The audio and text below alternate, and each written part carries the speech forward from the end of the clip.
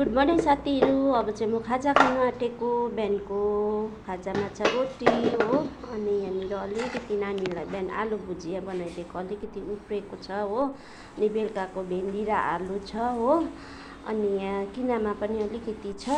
अन्त अब आलु र यो चाहिँ भुजिया चाहिँ सँगै भेन्डी आलु चाहिँ भुट्दैछु हो, तताउँदैछु। अनि रेडी भयो मेरो खाजा, 4टा रोटी हो, अनि सब्जी सबै मिक्स गरेको छु। अलिकति किनामा साइडमा छ, अनि आलु अनि भेन्डी अनि चिया, अनि यहाँ साइडमा अलिकति खिरा पनि काटेको छु है। अनि यहाँ चाहिँ मेरो स्पेसल छ, यो चाहिँ मेरो दुबईबाट आएको हो। अनि यहाँ चाहिँ नट्सहरू छ है, वालनट छ, नट छ। अब म चाहिँ खानु बसेकै साथीहरू। अब चाहिँ भोक लागिसक्यो हो, 9 बजिसक्यो। अब चाहिँ खाने हो। तपाईँहरूले त अघि खाइसक्नुभयो होला है। म चाहिँ अब खाँदैछु। खाएँ ल साथीहरू खाएँ ल। मिठो भएछ किनामाको फ्लेभरले गर्दा क्या त साथीहरू। म चाहिँ फेरि रोटीसँग चिया खानै पर्छ। चिया बेगर चाहिँ मलाई फेरि हो कस्तो लाग्छ खानु, सुक्खा न सुक्खा। मिठो भयो साथीहरू। भोक लाग्यो, अब घम खान्छु।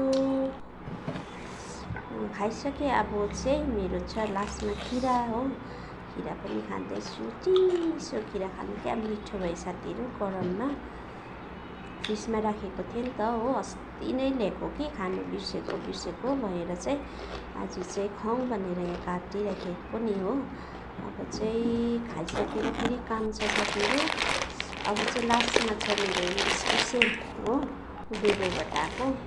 यो पनि है कस्तो मिठो हुन्छ नि यो वालनट। हेर्नुहोस् त साथीहरू, ओखर है, वालनट भन्छ होइन के भन्छ हौ, कोही बेला त बिर्सिन्छु है साथीहरू म त फेरि हो। मिठो रहेछ यो चाहिँ। बुढाबुढीको लागि एकदम राम्रो है साथीहरू। घोडाहरू दुख्नु जसको चाहिँ हुन्छ नि, यो चाहिँ क्याल्सियम हुन्छ नि यसमा चाहिँ पुरा है।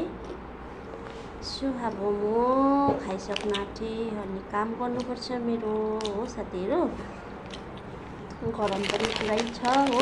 र फेरि एउटा बदाम खानु पऱ्यो लास्ट हो। बेसी खानु हुँदैन नि साथीहरू, मेरो त फेरि प्रेसर हाई छ कि, डर लाग्छ हो। 2-3 चाहिँ खाएको। अब यति हो साथीहरू, म खाँदिनँ। अब चाहिँ नानीले खान्छ हो।